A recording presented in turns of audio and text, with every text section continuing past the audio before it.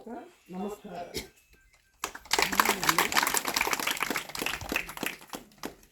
ఇప్పుడు సార్ చెప్పారు, ఇప్పుడు ఏం చెప్పారు? హింస అంటే ఆహారం గురించి మాట్లాడారు. శాకాహారం ఎంత గొప్పది అని. ఫస్ట్ మనం ఎవరము అన్నది మీరు ప్రశ్న వేసుకోవాలి. ఇప్పుడు ఇంతమంది పిల్లలు ఉన్నారు కదా, మీరంతా స్కూల్కి వెళ్తున్నారుగా, వెళ్తున్నారా? దేనికోసం వెళ్తున్నారు స్కూల్కి? చదువుకోవడానికి వెళ్తున్నారు.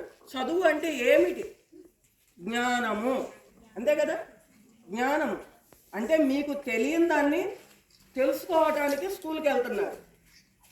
ఇప్పుడు స్కూల్కి వెళ్ళని పిల్లాడు ఉంటాడు, వాడిని వాడు అమ్మేమంటది, ఒరే స్కూల్కి పోరా, స్కూల్కి పోకపోతే నీ జీవితం బాగోదు, వాళ్ళందరూ చదువుకుంటున్నారు, పెద్ద పెద్ద ఉద్యోగాలు చేస్తారు, వాళ్ళ జీవితంలో అనుకున్నవి సాధిస్తారు, నువ్వు ఏం చేయలేవు, చదువురాని మొద్దు అంటారు నిన్ను అందరూ అని అంటారా? అంటారు.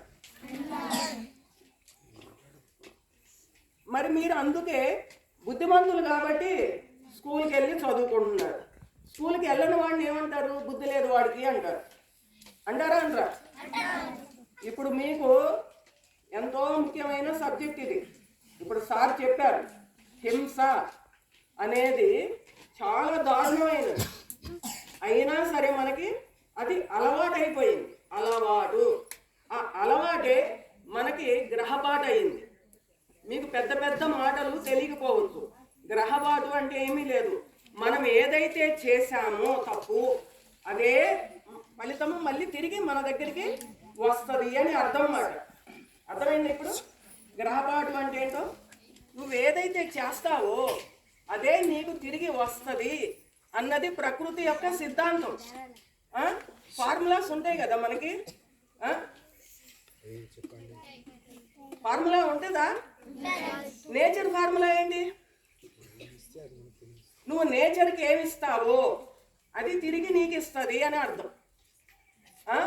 ఈ శరీరము, మనస్సు, బుద్ధి, ఆత్మ, పరమాత్మ, ఈ ఐదింటి మీద బేస్ అయ్యి మన జీవితం నడుస్తుంది. అవునా కదా? శరీరానికి మీరేమిస్తున్నారు? ఆహారం ఇస్తున్నారు. అవునా? మనసుకు ఏమిస్తున్నారు? సంతోషం కావాలి మీకు, ఆటలు పాటలు నృత్యాలు, అంతే కదా? మీకు గేమ్స్ అంటే ఇష్టమేనా? ఎందుకు ఇష్టం అంటే మీకు సంతోషాన్ని ఇస్తుంది అది. అవునా కదా? మీకు పాటలు పాడాలని ఉంది, సంతోషాన్ని ఇస్తుంది. డ్యాన్స్ చేయాలని ఉంది, సంతోషాన్ని ఇస్తుంది. దేనికోసం చేస్తున్నారు? మనసు కోసం. అది మనస్సు. మనసు అంటే ఏంటి తెలుసా మీకు? మనసు అంటే ఏమీ లేదు, ఆలోచనే మన మనస్సు. నాకు అది చేస్తే సంతోషం వస్తుంది అని నువ్వు ఆలోచిస్తున్నావు, అదే మనస్సు. అర్థమైందా? Thought is mind. ఎక్కడి నుంచి వస్తుంది థాట్? మైండ్లో నుంచి వస్తుంది. ఏమని? నేను ఆడుకోవాలి అని. అవునా? అప్పుడు నువ్వు ఆడుకుంటున్నప్పుడు నీకేమనిపిస్తుంది? సంతోషం వస్తుంది. అంటే నువ్వు ఈ శరీరానికి ఫుడ్ ఇస్తున్నావు, అంటే బాడీకి ఫుడ్ పెడుతున్నావు, మనసుకి ఎంటర్టైన్మెంట్ అంటే సంతోషాన్ని ఇస్తున్నావు. మరి బుద్ధికి ఏమి ఇస్తున్నావు?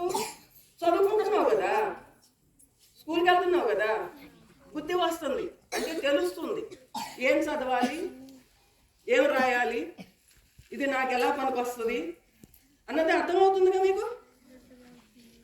మరి బుద్ధి కూడా అయిపోయింది. తర్వాత ఏంటి? సోల్ అంటే ఆత్మ. ఏం చేస్తున్నారు ఆత్మ కోసం చెప్పండి? ఉందా ఆన్సర్ ఎవరి దగ్గరన్నా? ఉందా? బాడీకి ఫుడ్, మైండ్కి హ్యాపీనెస్, బుద్ధికి స్కూల్కి వెళ్తున్నారు, చక్కగా పాఠాలు నేర్చుకుంటున్నారు, హోంవర్క్లు చేస్తున్నారు, ఎగ్జామ్స్ రాస్తున్నారు, ఓకే. మరి సోల్కి ఏం చేస్తున్నారు? కానీ నువ్వు ఎనర్జీని తీసుకునేది ఎక్కడి నుంచి? ఎక్కడి నుంచి తీసుకుంటున్నావు? ఇక్కడి నుంచి తీసుకుంటున్నావు. నేను అని చెప్తున్నావు, ఎక్కడ చేయి పెడుతున్నావు? పిల్లలు మీకే ఇది. దీన్ని ఏమంటారు తెలుసా? మీ గురించి మీరు తెలుసుకోవడం. గుండె. ఇక్కడేముంది? గుండె ఉంది. గుండెని మనం దేనికి చిహ్నం అంటాం? లవ్ సింబల్ వేస్తారు కదా పిల్లలు అందరూ. లవ్ సింబల్ ఏంటి? హార్టే కదా, గుండె. అంటే గుండె అంటే లబ్ డబ్బు కొట్టుకునే గుండె కాదు. ఆ గుండెలో ఒక అనుభూతి ఉంది, ఒక ప్రేమ ఉంది. మీ అమ్మ అంటే మీకు ప్రేమేనా? ఎక్కడి నుంచి వస్తుంది ఆ ప్రేమ చెప్పండి? ఇక్కడి నుంచి వస్తుంది. అమ్మ అంటే ప్రేమ, నాన్నంటే ప్రేమ, మన అక్కలు చెల్లెళ్ళు అంటే మనకు ప్రేమ. కానీ చుట్టూ ఉన్న జంతువులంటే చెప్పండి, చుట్టూ ఉన్న జంతువులన్నీ కూడా మీ మనసుకి ఆనందాన్ని ఇవ్వటానికే ఈ ప్రకృతి పెట్టింది, తెలుసా? మనము ఈ ప్రకృతిలో ఉన్న జంతువుల్ని సంరక్షిస్తే అవి మనను సంరక్షించడానికి వాటి పని అవి చేస్తాయి. అదేంటో తెలుసా? ప్రకృతి పరంగా మనముంటే ఏ వికృతి నిన్ను చేరుకోదు. వికృతి, ప్రకృతికి వ్యతిరేక పదం ఏది? వికృతి.